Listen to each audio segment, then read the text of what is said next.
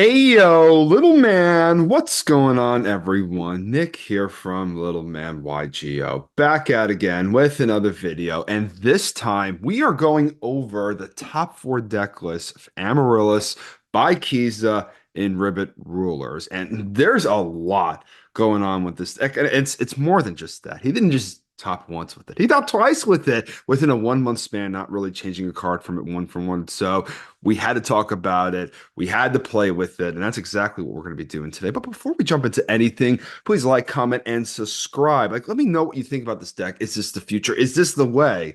Or is this not? I don't know. Leave a comment. Let me know what you think. Also, Discord link in the description. Come hang out with us. We're having a good time over there. So, Amaryllis Theft. I think most of my viewers know that, or if you've been watching the channel for a bit, I'm not like a big believer in like cutting the hidden armories, DDR, stuff of that nature, because I think they're the massive power push within the deck itself, and this obviously challenges that. This whole idea. I did a video about it a couple weeks ago, I think over a month ago at this point. You should check that out because I was playing a different list from this. It was No Sucks Gaming list, but still the concept remains the same, right? You're cutting out the hidden armories, cutting out the DDR, and instead you're playing this like this little thefts package of just playing all the cards that like yoink cards and are legal in Edison format, and really cutting down on what the cyclical nature of Amaryllis itself.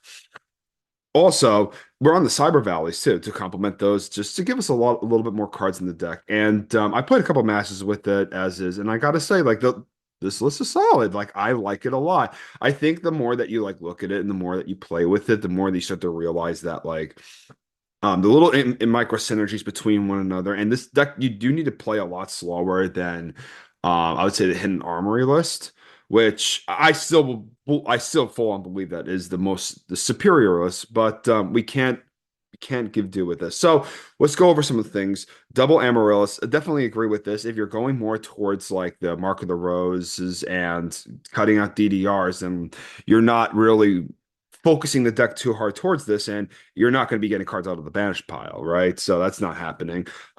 Three Titanials, two Lone Fires, Dandelion, Tomato. Tomato grabs us the Sang and the Black, the Plague, and the Blackwing Monster. Pretty cool, right? So all makes sense there. Triple Valley.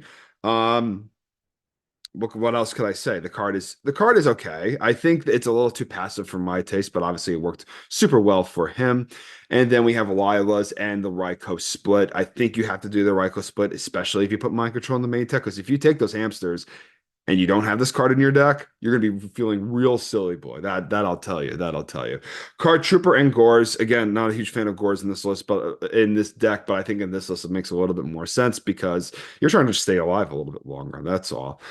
Trade Instinct, obviously three of those. Fertilizer still in the deck as being one of the bomb cards. Card's pretty fantastic, I'm not gonna lie. I would honestly cut Hidden Armory, this over Hidden Armory and DDR personally, but like again, this is the focus of the deck is a little bit different. Charge Foolish, and then obviously one for one. If you open one for one Dandy, again, it's another card that you feel silly about. Mirror Force Return. So obviously, if you've watched any of his footage from him playing throughout the event, he did kill a decent amount of people with Return. And as I was playing some of these matches that we're going to go over in a little bit, I was doing the same exact thing. So I'm really excited to share that. Dust Shoot, Torrential, Wing Blasts. Thank God we see Wing Blast, my bestest card trap. And obviously in the side deck, we have the Kaikus, which are also pretty good. Karma Cut, Skill Drains, Trap Stuns. Little different. No Cyber Dragon, no Chimera Tech in the extra deck. Really focusing on making sure that we have all the option cards in the extra deck for whatever we are playing against, right? So going into the first replay, I'm playing against Raikou Blaze. Raikou Blaze. We got to get rid of these ads, man. Oh my God. Do you guys get ads on Dueling Book? Let me know. And if you don't, tell me how to do that. I'm not like technical, as you could see here, not really technologically savvy, if you will. Okay, so starting a handoff over here. This hand's pretty good. We're charging. My favorite thing to do is charge for Raikou, set Tomato, pass. Our opponent is playing some sort of Diva Hero deck. So see how we do. Let's see how we do. We set the Tomato pass. We got to bluff the Raikou, because obviously they're going to throw out a monster that is going to be um, as you say, strong into Raikou per se. But we got the tomato, we got the Sangin out of the deck. I wanted to bait the potential Kai'Sa that was in the hand, so I was just like, we could just sit here all day. And the pilot of this original deck, Kiza, said that in his interview with Nosuck, which you should also go watch too. I'll try to link that below too. He's like, you got to play the deck a lot slower than usual. So I'm like, okay, we're just going to send defense and try to plus and see where that gets us while we're just sitting here just accumulating cards. So we got a lot of options, right? We go for the Dandelion play. Obviously, our opponent drew Mirror Force here, and I'm just like, if he has Mirror Force, he has Mirror Force. If he doesn't, he doesn't. So I would say that I could have just summoned the Lila and break, but I didn't also believe I could also believe that that was a what's it called, a Typhoon or something to get rid of the back row, and that's something I was fearing of a little bit more than anything. But Stratos attack's over. That's fine. End phase pass, draw Dust Shoot, and I guess we summon the Lila here, and this is where he decides to torrential. Which plus one for us, we take that. And then we set the Dust Shoot of our own. I decided to hold it just so if he heavies me personally, because we want to Dust Shoot him when we know his hands is best and we know that they're doing it if they're going to heavy you and they haven't done so yet. But Trap Dust Shoot out the gore, so he has no defense. We're cutting that out. Plug Spreader gets flipped, baits the Raikou very nicely. Let's see, and we mill a few cards from there, milling all spells in Cyber Valley, which sucks. The other thing I want to comment on with this list is that he doesn't play the Chaos Sorcerer. So, and the funny thing with that is that I'm usually not a fan of Chaos Sorcerer and Amaryllis, but at least for this list, you need more like bombs or more reasons to play higher value cards, even though they could be a little bit brickier. I did like the Sorcerer in this list, so I'm surprised to not see that there, but also because like you also have Return too, which as you guys are probably seeing right now, as we're building up the graveyard, we're going to win with Return. It's anyone's mind, right? So we just take the Catastor, we start swinging so we could deal the damage. And if we draw another steel card and he just summons the miracle and he just summons the zero, then we're good. We just have Black Rose, so we just summon Black Rose pass. And we do that so we could keep the monster, take care of the Catastor, and also we only take 100 from this damage. 100 life points, no problem. And then sets Miracle Fusion, passes. We draw Heavy Storm here. We're just going to pass. We have nothing to do. Why not, right? The Wing Blast right here is extra nice. And guess what? You know why we play Wing Blast? Because guess what? He doesn't have a hero monster in graveyard to use the other Miracle Fusion with. Like these things matter, boys. These things matter. You jabrones play Raigeki Break, I swear. Karma Cuts, come on, get out of here. It's always Wing Blast or bust. We Heavy Storm, we chain the Return to bring back the Lone Fire. And this is going to be all she wrote because we know that Gore's not in the hand. We revive, we attack for game. Successful game one. My goodness. But Return, we had to draw to 14 cards in our deck to play the game, you know. But bullshit. Bullshit. All right. Swig of water. Next match. Next game. Obviously, he has the Fossil Dyna in hand, Snowman Eater, lots of big things going on here. And we have Trade-In, which is a great top deck. We take that. We draw on the Card Trooper, so we run it out first to see if we could hit what is probably a Snowman Eater. Let's be honest.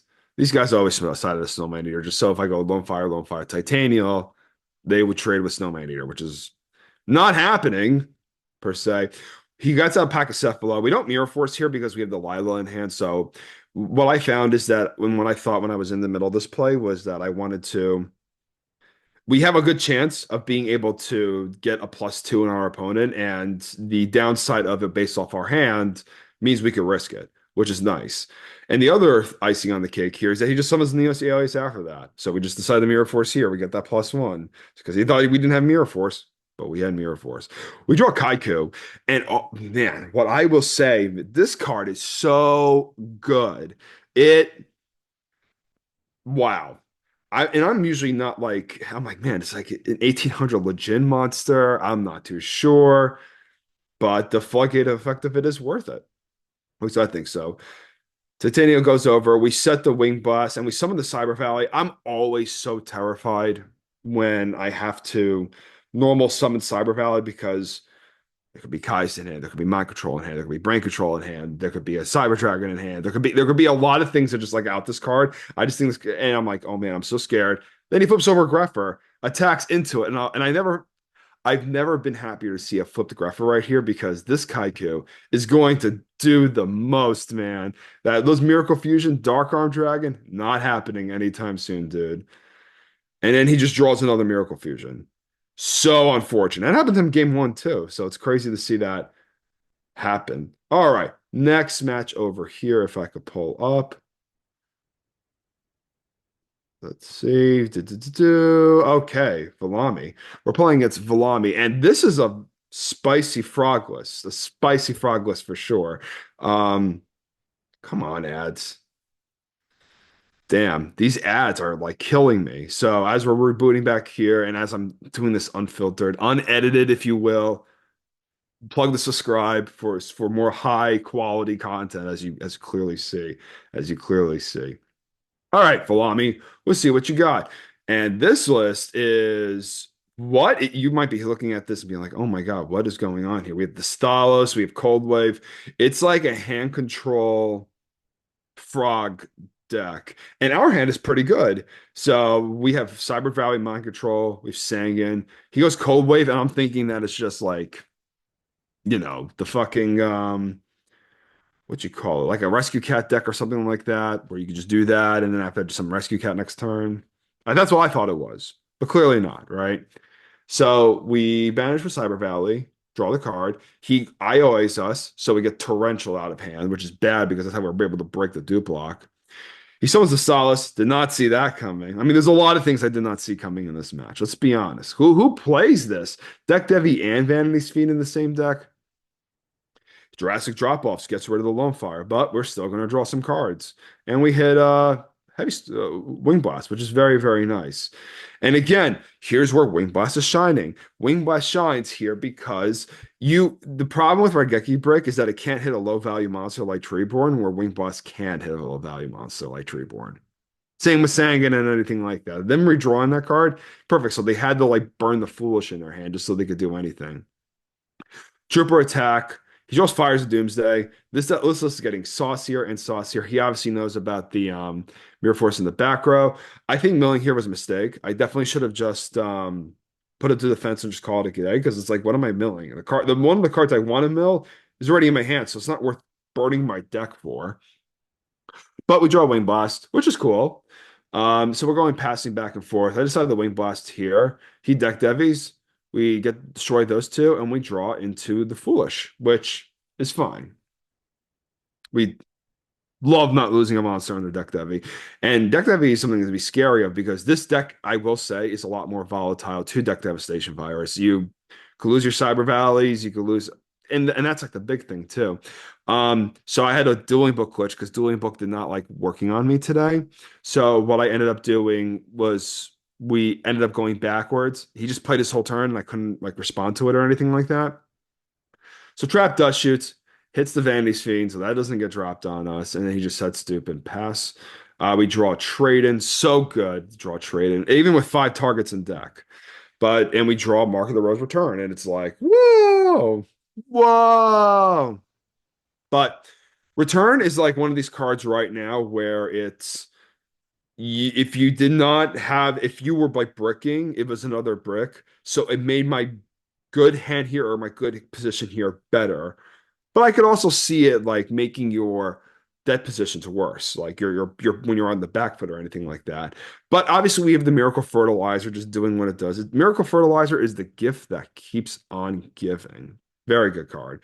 So we're pressuring him with one card. We don't care. He draws Kais. It doesn't matter. This is the point of the frog matchup where we're undeniably going to win this game, but we're just keep bringing out dudes. We have no reason not to. So we're gonna deal a whole ton of damage here.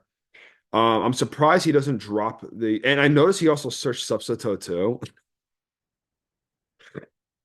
Imagine if, imagine if you could actually search Subsatode off Dupe Frog. Man, what a different format we would be in. That's for sure. He just forgets that we have Mirror Force. Maybe he didn't see it. Did he see it? I'm not sure. Yeah, he saw it. Totally saw it. So I don't know why he did that, but I guess he wanted the suicide because we have Amaryllis and he's at 700. You know what that means? This fader's not going to do anything. Oh, but the cool thing I guess he wanted to show off was this end of Anubis, which I did not know. It has like a Hades effect where if it runs over a monster, it doesn't get the effect. Pretty crazy. But he slowly starts to submit defeat after seeing me activate fertilizer 3 times. I don't know. I would have done it on the second time, but that's just me. And our opening hand here is pretty good. We got Lone Fire, we got Lilyway Vortex. He can do his Dupfrock thing, whatever. We have Torrential to deal with Dupfrock, so we're just gonna put that down. And our friend here has MST during the draw phase, which is a great way of making sure that he doesn't lose his field to Torrential, because that Torrential would have been really, really nice right there. Really, really nice. But the good thing here is that we do have Lightning Vortex. Lightning Vortex, and then he gets his frogs back. It doesn't matter. Those cards don't do anything. So Lone Fire Blossom is going to get Titanium out of deck, which is really cool. And Titanium attacks are just gonna what's gonna win us this game. We get back Treeborn, Swap Frog gets summoned, set pass. We draw Skill Drain.